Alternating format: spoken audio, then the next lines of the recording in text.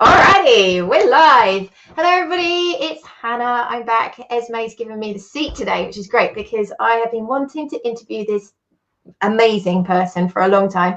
Please meet Professor Daniel Mills. I met him many years ago when CAM was just in its infancy, and he was very supportive to me. So I am very grateful for his support. Please, can you tell them a very quick description of who you are, what you do, and why you're here? I'm here because you asked me to come here.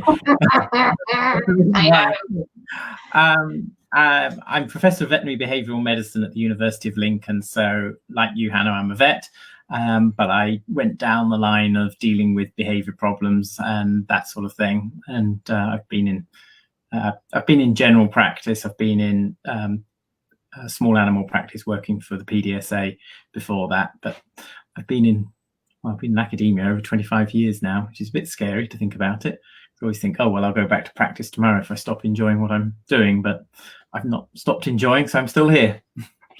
Yeah, well, I actually heard about you through Julia Robertson from Garlic Biotherapy. So that's the first time I heard about you, and then I came and sought you out.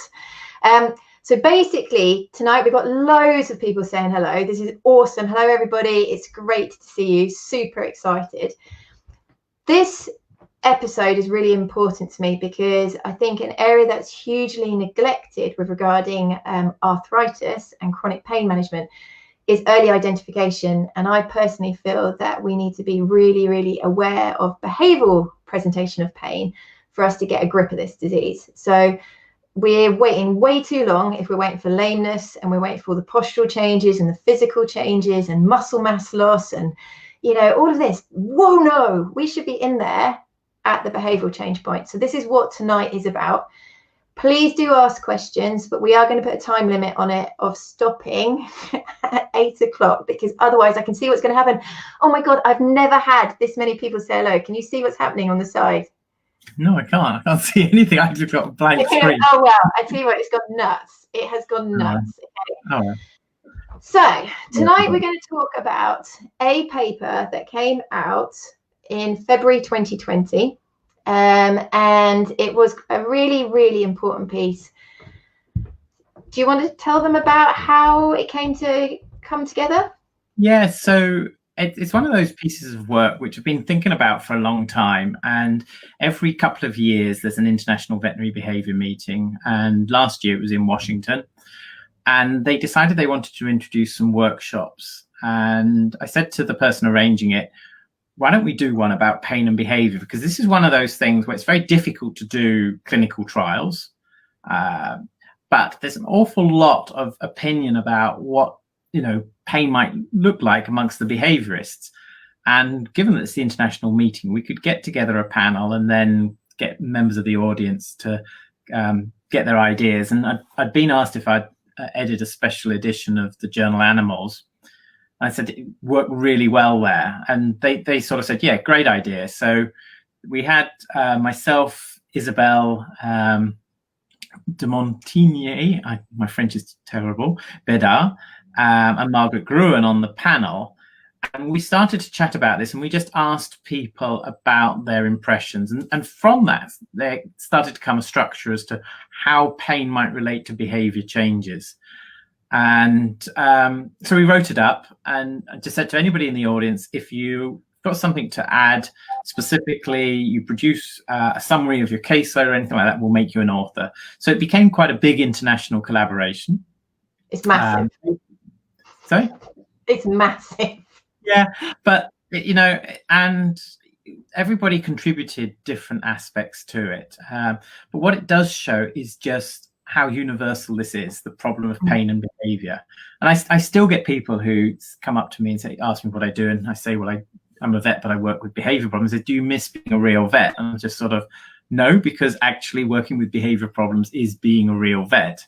And, one of the key things I think which also has affected the field is that, behavior people, a lot of them aren't vets, and they're worried about crossing over that boundary. And what I have to explain is you don't have, the law doesn't stop you from identifying that an animal might be in discomfort, what it says, you can't make a diagnosis and offer advice based on the diagnosis if you're not a vet. So anybody can assess an animal and say, I think that animal is in pain. And owners know their own dogs. And whenever I was in practice, a client would come to me. If they were worried about their dog, then there's a very good reason for that. They do not want to throw their money away. And even when I work for the charity, people don't want to go down to the vets just for the sheer jolly of it. You get the odd, case of Munchausen syndrome by proxy, but the vast majority of people, they're there because they're worried. And again, vets sometimes say, well, I don't know anything about behavior, but everything that a vet does in first line work starts with behavior. An owner has noticed a change in the animal's behavior. That's why they're at the vets. Yes. The dog has got diarrhea. That's a change in behavior. It's the behavior of the gut, though. And so the process of how you build up a picture from, something very general to try to work out where it is, every vet does, but they seem to think, and one of the problems is perhaps behavior became a specialty before it was really mainstream. Yeah. And in addition, I think people are a little bit scared by behavior. And I think I know, and I was going to say this right at the beginning, because I'm not a behaviorist. I care about the topic immensely, but I might use the wrong terminology. I might say the wrong word. But this is what worries. I think a lot of first opinion vets worry that they might be phrasing things inappropriately or they're a bit out of date. So sometimes they put a bit of a wall up and go. So the first thing professional behaviourist is going to do, they recognise they have to translate people's interpretations into some form of data, something that is objective. So it doesn't matter what you say. What you're saying is, I've got an issue here, I've got a problem here, and this is what I think is going on. And as long as you're just open with it and you try to describe what is going on, any decent behaviourist will take that impression and try to work out, are there objective signs of that? Can I work out, if somebody says my dog is aggressive, what does that mean? Does it mean that it plays rather rough? Does it mean it's trying to rip your throat out? They're completely different underlying states. I think there's a little bit of academic pride, I would probably say. Like, I know recently I've been chatting to some dog trainer friends and some behaviourists, and I might have used the word arousal or positive reinforcement, and they've gone, possibly in this context that wasn't quite right. And I'm like, there is sometimes a bit of preciousness. If you're doing research and you're writing a paper, you've got to be careful about your words. If I'm having a chat with you like now, it doesn't really matter. And I don't want people to hang me up because they said, oh, you didn't use that word correctly. This is a chat. It's about communicating. And most of the time, that's all we're trying to do is get our message across. Unless you're setting yourself up as an expert and saying this is a bit of expert work, in which case, yes, you should be criticized for using the wrong words. But if you're just worried about your animal or you're trying to communicate to somebody that I need help with this problem, I don't really care what they call it. And actually, the words they use tell you something about the owner and gives you some insight into the approach that you need to use in order to help the owner. Because sometimes people have been watching the TV programs and they've come up with certain terminology and you think, okay, they're going to need some help here because they have become indoctrinated. One of the things that brains do is brains look to confirm their own beliefs. This is why things like Facebook can actually be really dangerous. We're not dangerous. Sorry? We're not dangerous. No, but it can be because you have an idea and you look to see how many likes you get, and that's really nice. That's really reinforcing. And then somebody puts up something saying, I'm unfriending you, I don't like you anymore. And one of the problems with social media is it's become really unsocial because actually we stopped having conversations, and good science is built out of differences of opinion. I don't know if we've gone completely off topic, but to go back to this paper, people had different opinions. And it's an opinion. Paper, I just want to tell people, I will put a link. Well done for the guys that have put the links up already. I can see. Just look at the number of authors. It's an incredible collaboration. And what I want other people that go, oh, I don't think I'm going to be able to read it, I might not understand it. You will. Okay. The reason that I wanted to talk about this is that it is really, really open for anybody of any background to tap into this and start learning about pain and behavior. So please don't be scared by it. So I would say, even if you don't read the paper, just look at table 1. You know, somebody in high school can understand table 1. It's a list of prevalences. And it says that in our clinic, 82% of the behaviour cases that we get referred have got some sort of suspicion of a painful condition. Yeah, that's massive. 4 out of 5. That's when this paper came out, it was just the perfect time because Cam was just beginning to do practice training. And one of the things that we talked about was the Cam factor. And that is a way for practice staff to start being confident about detecting pain. And it's 4 circles. So there's behavioural change, postural change, physical appearance changes, capability, and gait changes. And those 4 things are a teaching aid. So once you start feeling confident that you've picked 3 and you're like, yeah, I think this is pain, you might become a person that only sees 2 and goes, I still think that this is pain. And then you might be the clinician or a vet assistant that goes, I've seen 1 of those, but I still think this is pain. So it's a tool to give you confidence to flag up there could be a pain component. A big plug, and one of the Cambassadors, would you please put the link for suspicion for chronic pain PDF up? There's a little document, it's on the website.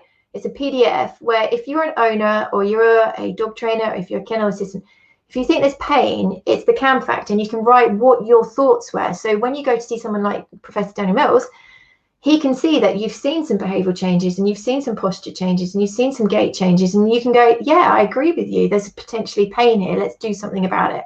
So the key thing, and again, I was actually chatting to somebody about evidence-based medicine, and evidence-based medicine has its advantages, but it also does have some disadvantages.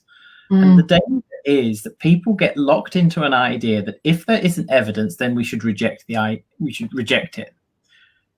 Actually, the sensible thing to do as a vet is you look at the evidence and you ask yourself, I've got to make a decision here.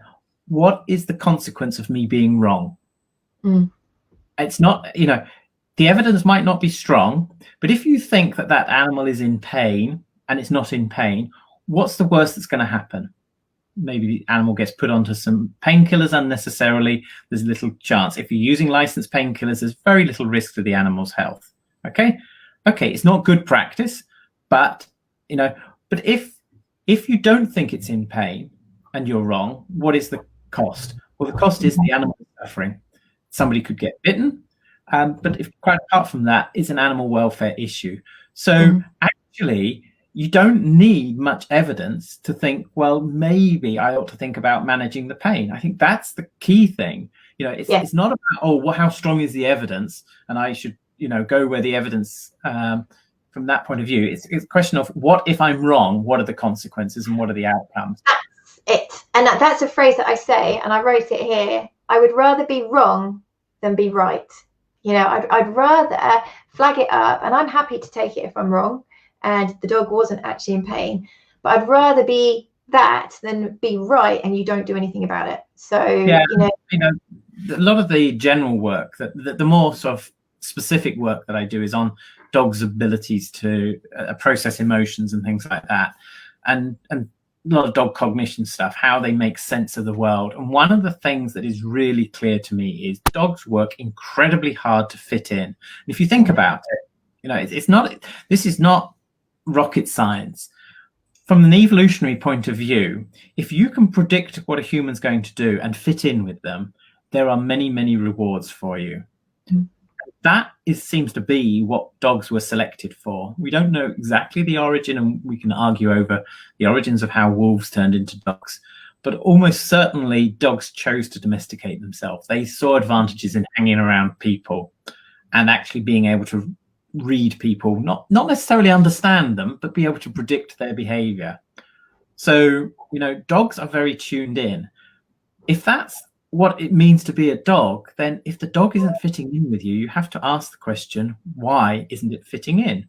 Now, dogs don't sit in their back rooms scheming to think, how can I trip up my human? The chances are either they don't understand because it's not been clearly communicated, or they see the cost as too much. And again, if you think about pain in those terms, why is the dog growling at me when I approach? Because he's saying, it's going to be hard for me to move. Will you please stay away from me in case there's an accident or anything like that? And, I don't have a problem with dogs that growl because they're talking to me. I think really important thing, this idea when a client comes and say, well, I don't want my dog growling at the kids. And I said, well, okay, control the kid's behavior because you don't want the dog, but I'm not taking the growl out of your dog because then the first thing the dog will have to say will be a bite. And you don't want that. No, so we need to understand what is going on in order to. Well, that leads us brilliantly. I'm going to move my little crib sheet. I scared Daniel today because I did a crib sheet. I've never done this before in my life. Normally, everybody who watches these Facebook Lives knows that I wing it really, really well. But because this paper is really important to me and I feel that the world needs to know about it, I did do a crib sheet.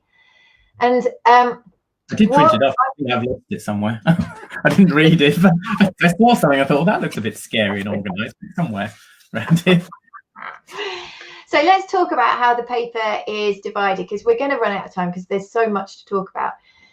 But what I want to do is just first of all say, why did you write the paper? But I think we've already answered that. You're very aware that there is a big problem with undiagnosed pain presenting in a behavioural way that we have the ability to tap into earlier and change the course of many diseases and prevent suffering. So we've answered that. I just wanted to tackle caseload review. You chose caseload review because, and in your notes, you talk about how individualistic a behavioural presentation for a dog in pain is. So you can't really categorise them easily. Can you just explain that so owners who are watching understand what you mean? Basically, what we said is look back at the last 100 cases that you've seen. And we said to anybody, if you do this, you'll be an author on the paper. We said this at the conference. And a few people managed to find the time to do it. And people were under pressure of time to deliver. And just look at those cases and work out how many of those cases did you suspect that there might be pain? What proportion of those did you get some sort of investigation, or did it just remain on observation and history? And other sort of medical issues that you were concerned about for those cases. So we just wanted people to collate, and we tried to classify them broadly in regions where they suspected that the pain was. And that's the first table in the paper that breaks it down. And at Lincoln, we're at the top end at 82%. Some of the other clinics, it goes down to the 20%, but that's still 1 in 4.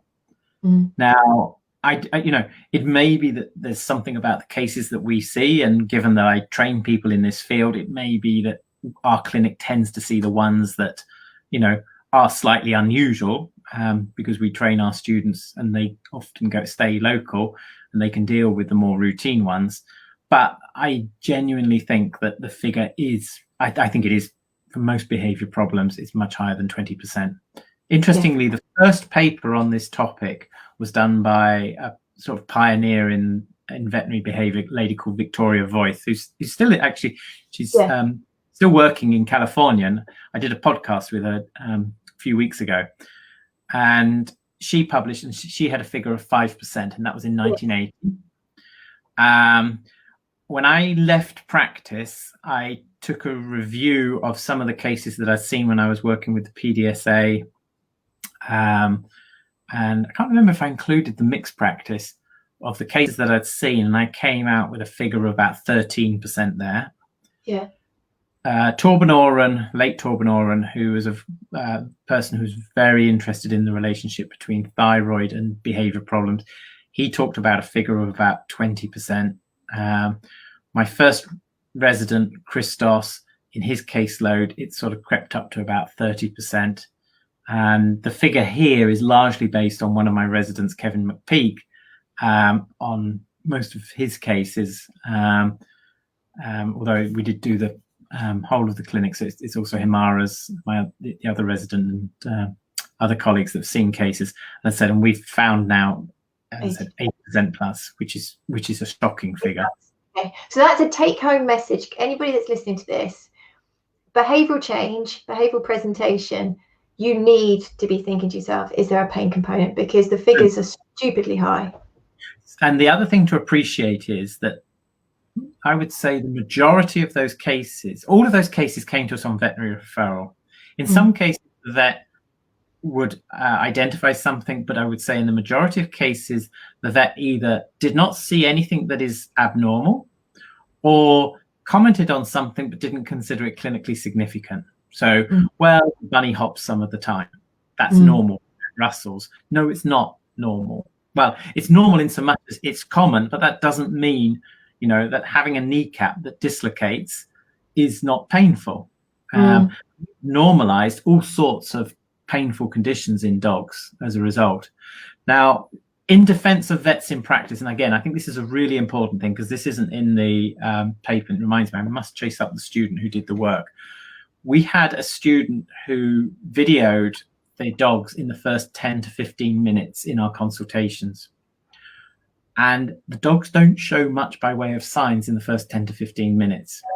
So I actually think that the average vet in practice, it's not that they're not seeing it. It's not that they're ignorant. It's the fact that the dog can, you know, mask it for the length of a standard veterinary consult. Yeah. And, you know, but if we're going on for 2 or 3 hours in our consultation room, the dog is going to start showing the signs. You see, you know, the dog walks around, he goes to lie down, he circles a few times and then doesn't lie down, and then he walks off somewhere else. And then perhaps the third time he drops like a brick. Yeah. You think that's not how dogs are meant to lie down. No. You know, there's something holding him back, and that's what we see, you know, but you've got to give the dog time. So, you know, it's not necessarily that, you know, the vets are missing it. It's just it's not even being shown in a 10-15 minute consultation. The dog can hide those signs. Very easy. Can I plug something else that we've created that will help people with this? Again, Lynn, you did so brilliantly with the suspicion of chronic pain.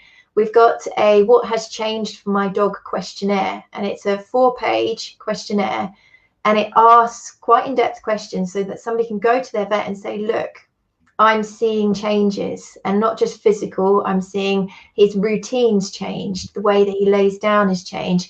He groans when he gets up. So for that vet who hasn't had the time to see that dog behave and do those things, they've got it written.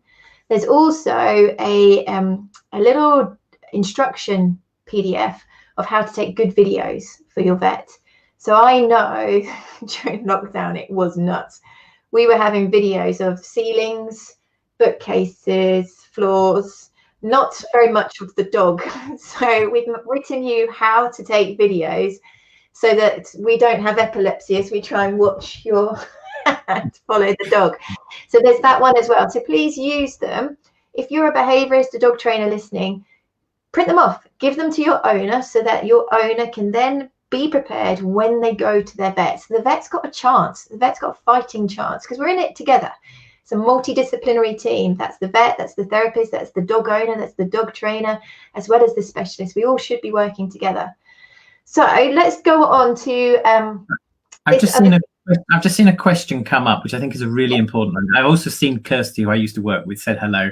So a quick shout out to Kirsty because we both started off our careers at the PDSA together. So nice to see her. And I know she's been working a lot with you on the CAM thing, Kirsty Cavill. But Dawn Allen, I just seen flashed up as a non-vet. I haven't managed to read the whole thing, but she said one of the problems is how do you convince a vet as a non-vet? And it's a really difficult situation. You know, you and I are both vets and we have enough difficulty. I think the secret, to me, one of the secrets for that is gather really good evidence. Take the video, do it in slow-mo. You don't dictate to the vet and just say, when I look at this video, you can see that his stride is shorter on the left than the right.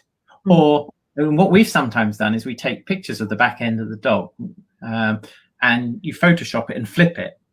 And as long as the dog is standing perfectly square, you can show that, look, the muscle is less developed on this side than that side. You don't have to be brilliant at Photoshop to be able to do this. You do have to make sure the dog is bang on square to do it. But showing that sort of evidence will make the vet take it more seriously. Totally. So question of politely pointing out these things, saying sort of, these are issues that I've noticed, I'm concerned about. I'd really appreciate it if you could look into it because it would make sense if this dog was in pain from this point of view. And from my opinion, as a first opinion vet, when somebody comes in and I've got 10 to 15 minutes and I've got to greet the owner, wait for them to walk into the room, take any details down, hear what the history is, examine the dog, write up a note, prescribe whatever's going to happen. that's not very much time. So when somebody comes in with a scribbled letter or a really heavy text letter, and I only get to see it in the consult, that's just not going to work. So think about how you present it, either an email beforehand, flag up and speak to the receptionist, say, it's quite a complex case. Can I have the last appointment of the day? Because I know I'm likely to overrun. As I say, our suspicion of chronic pain diagram is very visual. So it's quick fire snippets of why you think there's a problem. It's very visual. But just think about your delivery as well, because we have got a short space of time. So do think that through. Right. This is a sentence I really love. You mentioned relationship is always complex, but logical. I love that. I love that. That was one sentence that really stood out for me, because it gives me hope that we can all work with it. Because as I say, right at the beginning, some people find behaviour quite complicated. They're a bit scared of it, but actually it's quite logical, and everything you've just said makes sense. So let's go straight into the first one. So there's 4 categories that you divided your cases into. The first one being the most logical. Presenting complaint is a direct manifestation of pain. So let's just spend a little bit of time here, because I think that's the most easiest one for people to understand. Give us a few examples. So the classic example, if you're in pain, you protect that area. So an obvious manifestation is if you go to touch the animal in that area, it will defend it. It will growl, it will hiss if it's a cat, etc. So therefore, the problem aggression is due to the pain and the concern about it. So it's pretty straightforward to see the link in that situation.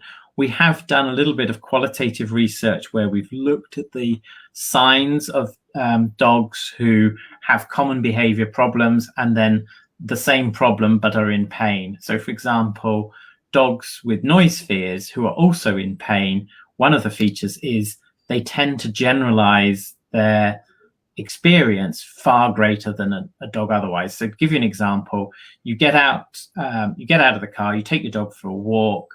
You're walking across the field and a bird scarer goes off. Now, if anybody's listening in the US, they probably don't know what bird scarers are. We don't carry guns, but farmers put things like that in their fields to go bang to scare the birds off. So, that goes bang. A normal dog might, if you try to walk the dog close to that area again, may well avoid it. A dog that is in pain, if you find that you pull up the car to the same place and it's a mile away, dog doesn't get out of the car. Yeah. If the dog does that, then that indicates the dog has really generalized it. Same place, but a mile away. But I remember that whole sequence, because when you get scared and you jump, you tense your muscles, and that probably hurts as well. So that whole scenario has now become infected by it, and we that's our sort of explanation of what we think is going on in these cases. When that paper came out, I tell you what, the amount of guilt that hit me, because my dog had that. So Holly, who was the flagship, who sadly is no longer with us, but was the dog that started Holly's army, started Cam. She had noise phobia related to pain. So she had lumbosacral disease, she had mild elbow OA, she had cervical disc disease, and at the end she also had right cruciate. So she had a fair whack of problems, but her noise phobia started when she was about 4 or 5 years old, and exactly what you're saying. Yeah. In that, so I can remember one day. Then later onset as well, a lot of these cases. So that's a typical age. Typical age, and her lumbosacral disease was very well developed when we diagnosed it. And this is a tangent. It kind of went a little bit dormant for a while because we did so much paddleboarding. She got such good core strength that it kind of stabilized that unexpected pain component, is my theory. But anyway, back to the point. She presented exactly as you describe in the paper. And a good example would be, we were walking along a riverbank. There was a bonfire. She heard some crackles. That was it. That walk, never again. We couldn't walk there again. She completely generalized the whole area. But she also added to it the smell of smoke. So if there was anything that ever suggested. So there's a complete lockdown on that. But that's just one bit. The other things about the direct manifestation, the Jekyll and Hyde you talk about. That's a common term that, people who complain that their dog seems to be a bit of a Jekyll and Hyde personality. That to me is such a classic. You know, they have good days, they have bad days, like we do. I mean, I was run over as a kid by a motorbike, so I have arthritis in one of my ankles. I could tell you lots of stories of how I've escaped death. Some of them were my fault, some of them weren't. But stories for another time. You know, I have good days and bad days, and I know that if, you know, I'm having a bad day, I'll be a bit grumpy, or grumpier. Yeah. No. But no, exactly. And we can talk about indicators of pain, but one of Holly's indicators were if she was having a bad day at ears with her back, and you could just see this oppressive, life was difficult. But other things you talk about, when the dog is approached, when the dog is lying down, there's a reluctance to move. Talk about the bites, about how they are less specific. This is really fascinating. One of the things that came out, this was by, actually, she's now doing a PhD with me, a vet called Ana Maria Barcelos from Brazil. She did the initial analysis of the cases. And one of the things that came out was the bites from the dogs in pain tended to be at the extremities, so the hands and the feet that were being bitten. And, you know, we know very little about the relationship between where an animal bites and what the underlying intention, motivation, emotional state is. But there is some evidence in the sort of broader behavior literature that, you know, biting the extremities are sort of warning shots. You're not trying to actually harm the individual. You know, if you want to hurt someone, you rip their belly out or rip their throat out. So it was quite interesting that it seemed to be more prevalent, this biting of extremities, in the dogs that were in pain. And they were single bites as well. So again, we interpret it as this is the dog trying to, it's probably issued all sorts of other signals to say, please leave me alone. And it's just going to that next level, which is, you know, from the dog's point of view, it's the minimum it has to do to be understood. Which is not, it's not a nice way for it to behave, absolutely. But people need to become more aware. They need to look for those signs of discomfort much earlier on and be sensitive to it. As I said, dogs are constantly trying to fit in with us. If your dog seems to be misbehaving, ask yourself, you know, what's up here? Absolutely. We've been working on a children's book. It's hopefully going to be done by the end of the year, and it is an illustrated book talking about, we say, how the dog, Holly, gives all of these indicators that, you know, I keep telling you, and then there's the snarl and the lip curl, and the whole family's in shock that the dog has done that. And they're like, no, the vet says, actually, it was a very, very good vet. It was a very good vet who said, actually, your dog's probably shown you all these signs. And like, oh yes, yeah, actually, now you say. But I think that's a really key point, is that it's their final weapon, isn't it? It's their final defense mechanism. And when you see on social media horrendous photos of children crawling over dogs, and the dog's like going, like, ah. Yeah, it's interesting. Somebody, I can't remember who, so I apologize. They did a study where they took pictures of dogs, and all they did was Photoshop out the kids. And if you take Photoshop out the kids, then people say, oh, look at the dog, he looks really stressed. Put the kid in, oh, look at the dog, he's having a great time. You know, and it completely changes the context. It's terrible, isn't it? It's shocking. Well, we're human, you know, and we create our own realities. We look for the things that we want to believe. And if we think that kids are cute and we think dogs are cute and we see the two together, we think it's cute. And, you know, we have to try and train ourselves out of that habit and just try and, you know, think more carefully. Also, on the same line, it would be lovely to be able to vocalize what you see as a professional with experience in a polite way to educate further people so they understand the danger that they've just created. But because we're running out of time, it's already 34 minutes past, I want us to track on quite quickly. Changes in learning ability. So this will be a whole different category of you listeners. The dog trainers in here, the agility people, the fly ball, the obedience, you know, all of you amazing dog lovers that are totally devoted. What did you notice in this kind of section? So, well, the learning ability stuff is, well, that's just a more general thing about one of the key indicators can be, that the dog is not performing at the same level. He seems to have forgotten it. That wasn't a specific category under those the 4 categories that we talked about.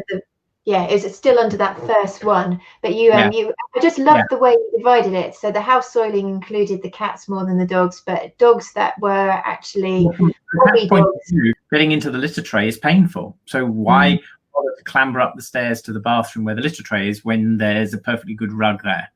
It just makes sense from the animal's point of view. And you can see if you had a dog with dog flap, or if there were steep steps down into the garden, it becomes too difficult to do that. That breaks my heart, though, because I don't recommend anybody does this. Okay. So if you do this on your head, be it. But have you ever tried walking downstairs on all 4s? Lindsay wants me to do it and film me when you're not drunk. Yeah. You will be surprised how much force goes onto your shoulders. Now, I know we're not built in the same way as dogs, but going downstairs puts a hell of a lot of force on your shoulder joints. From a dog's point of view, that can be quite an important thing. It's quite surprising, but I don't recommend anyone does it because they could break their neck and you could get sued, and I could get sued if we were to recommend it. What I immediately think is that dog, to get to the point that it's going to soil in the house rather than do the stairs. He's done those stairs so many times and he's got to the point that he can't cope anymore. And he has been coping, doing it in pain. And now he said, I love you to bits and I want to fit in, but I just can't do it anymore. So that is pretty end stage to me. So I'm not reading the things, but just every now and again, somebody writes something really short and it does catch my eye. And I think it's Alexandra Brooks. Was it that one? Yeah. She says agility, the dog sniffing the equipment rather than engaging it. Absolutely. The dog does all the intention of wanting to do it, but then says, I'm not really going to do it because it hurts. So they're trying to show, from a doggy point of view, they're trying to engage with what you're asking, but they don't do it. In horses, people say, oh, well, that's just a stubborn horse. No, it's not. It's a horse that wants to help, but made the judgment that this is costing me too much. Yeah. Totally agree. I often say to people, I love dogs more than people because they are just insanely loyal and, as you say, willing. So when they become unable, there's generally something underlying it. This one is something that people might not equate attention-seeking behaviour, clinginess, as a behaviour which is a direct manifestation of pain. And I get a bit frustrated with this one because people really overlook this area. What's your thoughts on that? Yeah, so it's a difficult one because sometimes we encourage that behaviour. We like the dog that dotes on us. And this is one of the things we're not sure about. And it raises a really fascinating question from a scientific point of view, that if we have a really good bond with our dog, does that actually encourage the dog to show pain? And does it encourage the dog to feel pain? Because we can suppress pain.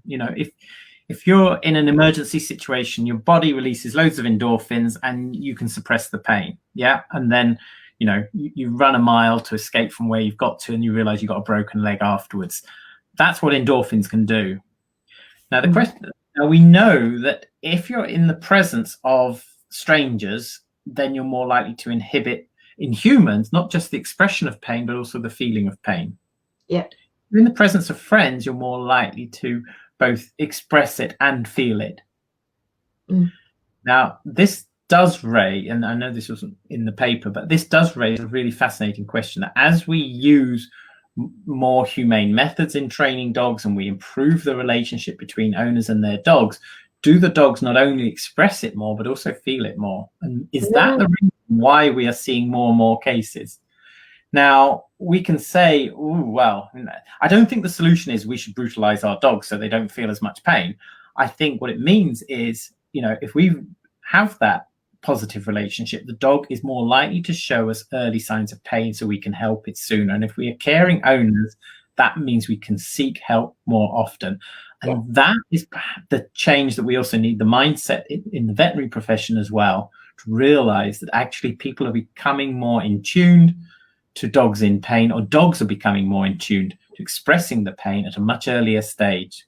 But I do think it's a two-way street in the defense of the vets, because they do get a hard time. I know as a vet, I've brought up the topic to owners, and I have had a pretty big brick wall, a door slammed in my face.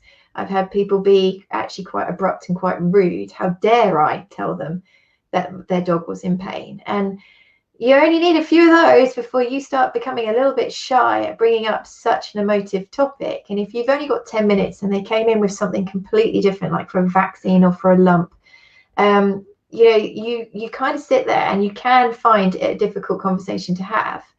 So we've both got to work on both sides of the table. As owners, we've got to be receptive, and as vets, we've got to be able to be proactive and have the resilience to still keep having the conversation, even if you get a knockback. It's tough. So this one, again, stargazing, fly snapping, and compulsive type behaviours. I didn't know about the attention seeking. The obvious thing with the attention seeking is, obviously, if the dog learns to solicit care, and dogs are particularly good at this, they will learn what works. Now, so there will be dogs who, and I think dogs more than horses, they will play it on. And I can remember when I was working for the PDSA, we had this dog with this transient lameness, and we could not work out what was going for it. It was quite severely lame. It didn't seem to be that painful on manipulation. Eventually, we booked it in for x-rays. It was quite lame. As soon as the owner disappears, it becomes totally sound. The dog had learned, and it had previously been painful in that foot, but the owner then indulged it. So the dog said, "This is a great way of getting, dogs are doing what works for them. This is a great way." The dog's safety zone had gone, so now they were in an environment where they didn't know you, and they became inhibited. I'm not convinced in that particular case. Okay.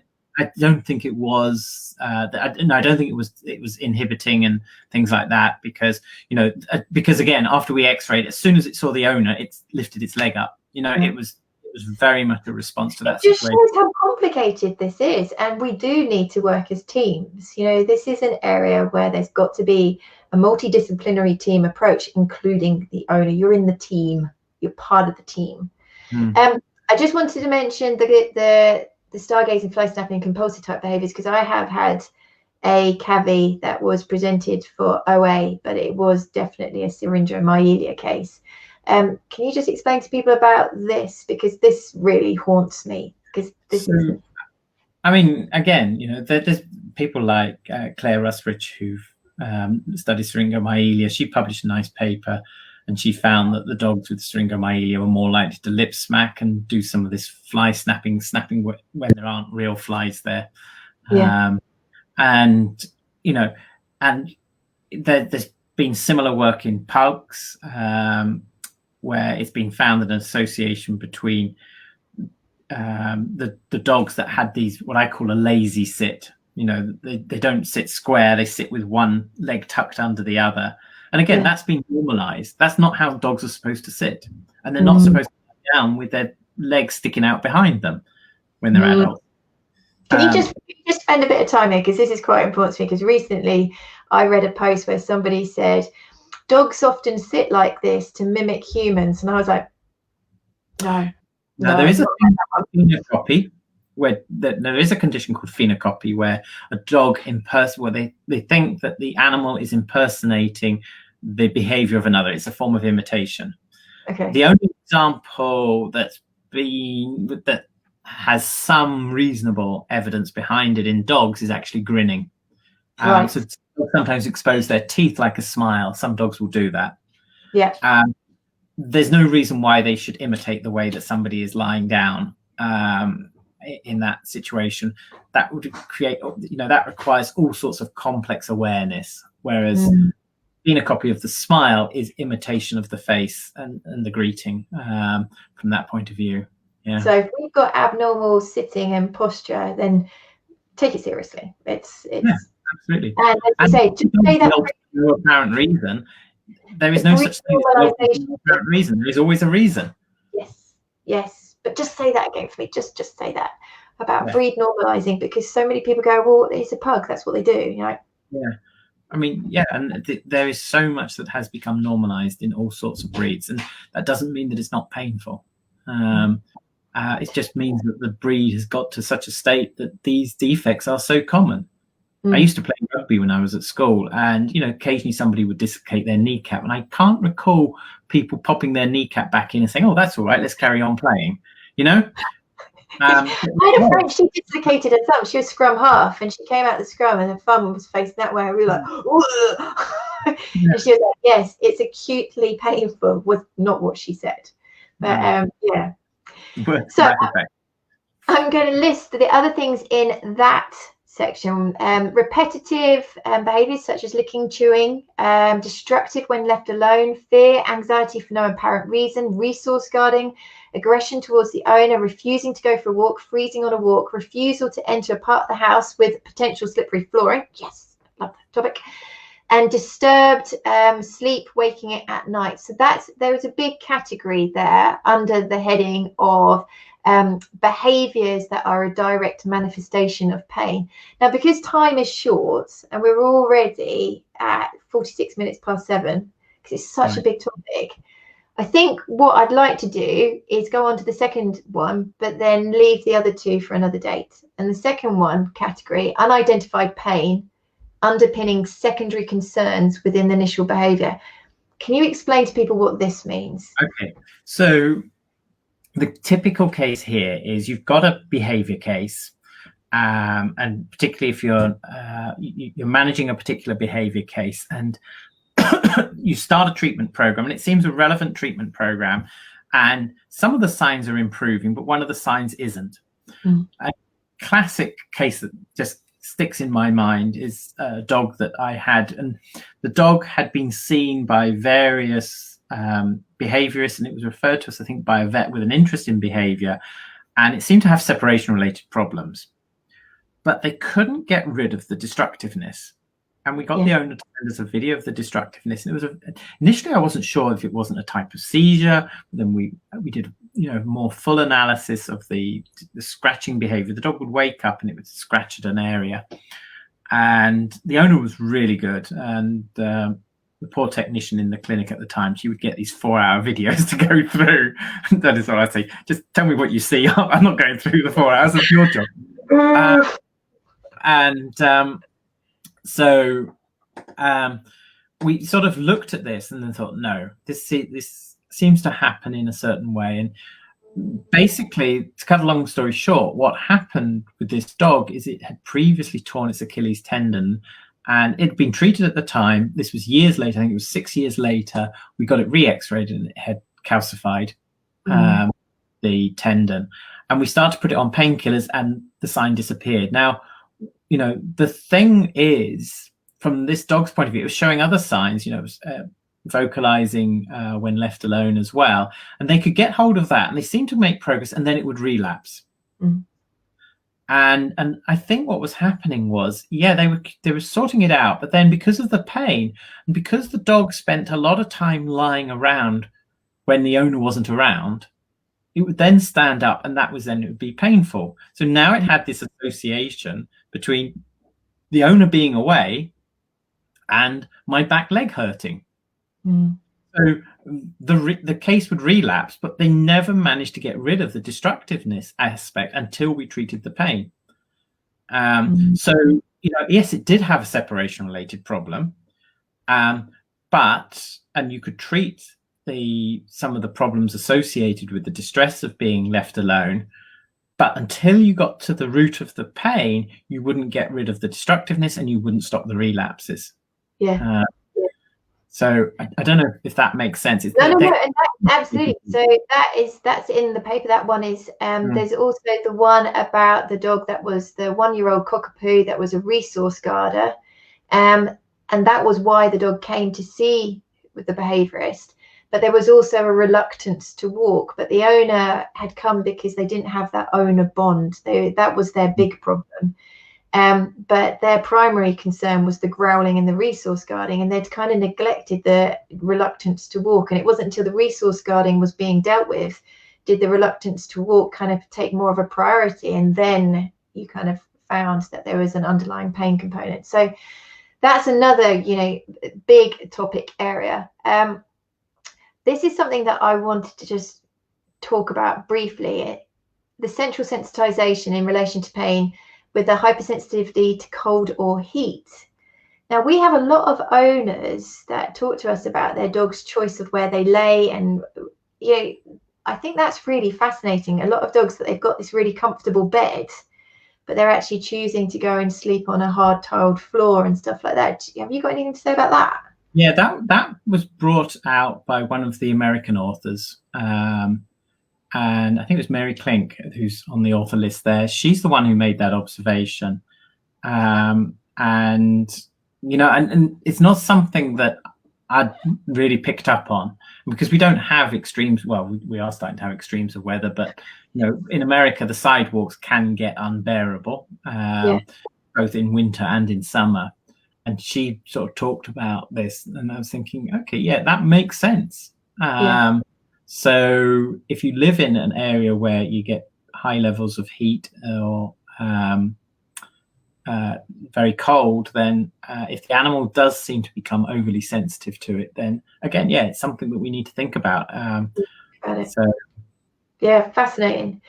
And this one, which is really close to my heart, because Cam is so much about environmental adaptation to minimize pain and discomfort, anxiety, prevent progression. So if they've got less coping ability in a physical sense, they don't have slips, trips, falls, and progress their condition.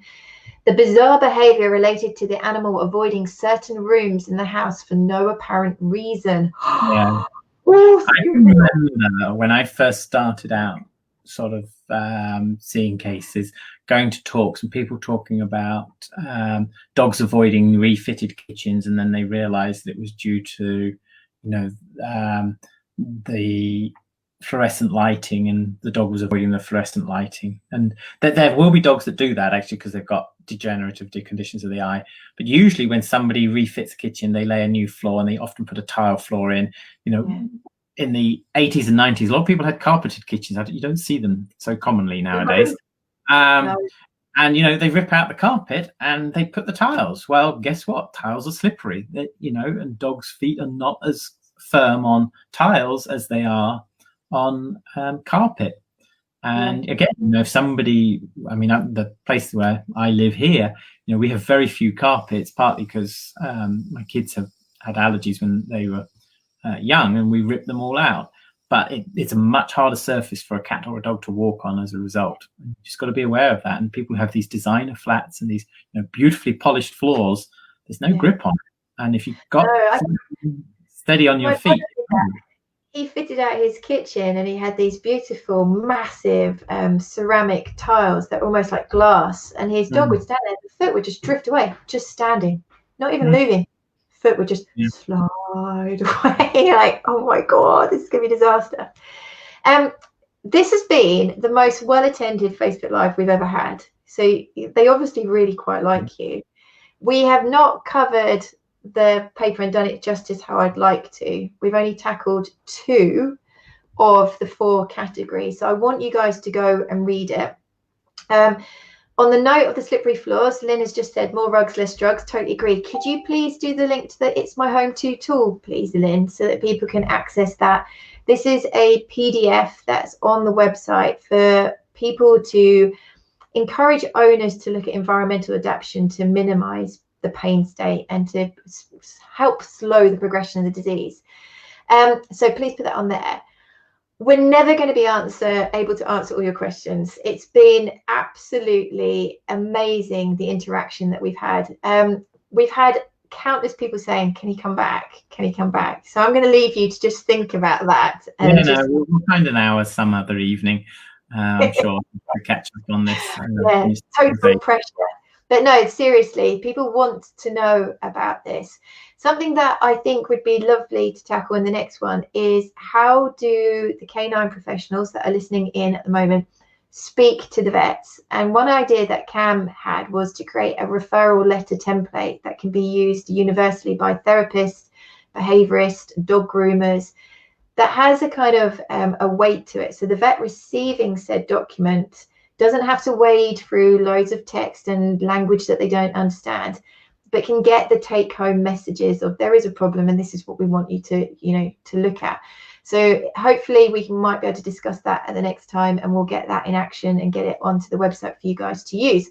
Unbelievable the amount of people that are saying thank you. It's just nuts. This is ace. My little plug quickly, guys. If you're new to CAM, we have these little business cards. Okay, they're not selling anything. They're to be given to owners. They're to be given to vets, to stock, to hand out to owners. You can put them on in prescription bags, staple them to invoices. You can put them in pet shops, but they're to take people to the resource that hasn't got any other intention than helping. So there's no ulterior motive here. We don't sell any therapy-based medical products. And the other big thing that I want to push at the moment is our bandanas. From a behavioural perspective, if you've got a dog that is in pain, letting the world know so that they can have some awareness of how to behave around them is really important. And this in yellow was a God save for me and Holly, because I love the pub. And I noticed definitely when she wore it, people gave her a wide berth, and they were very careful around her and her fragile legs and her fragile back. When she wasn't wearing it, people just barged and pushed past. So things like this can make a big difference. So please do look it up and support CAM. We're self-funded, and we do all this for you guys. So please get behind and support us. Get a t-shirt, start shouting about it. And we've had best behaviour webinar in 25 years. Oh, Daniel. So who did you have 25 years ago? I thought, I don't want to know. Seriously, this has been awesome. What I'll do later, it won't be tonight, guys, but I will go through all of your comments and any questions that you have. I promise you I will answer it. The Cambassadors will be in there answering any questions because they're wonderful, wonderful people. Well, why don't you just collate it and we'll bring it into the next conversation, and everyone can come back then. Yeah. We'll do it soon. We'll get it done sooner rather than later. That'd be wonderful. And my final plug is, please, guys, come back tomorrow. We've got David Levine coming, and we're going to really talk about compensatory pain. We're going to be talking about the secondary signs of pain, soft tissue manifestation of pain, which I think we need to know about. People focus only on joint pain, but I can promise you a dog with arthritis will have pain elsewhere. So come back and learn more. Till then, I can't believe you said you're coming back. I'm so happy. It was really great. Thank you so much. And I look forward to talking to you again. And thanks, guys, for all watching. We'll see you next time. Hope the internet holds out for next time. Definitely. All the best.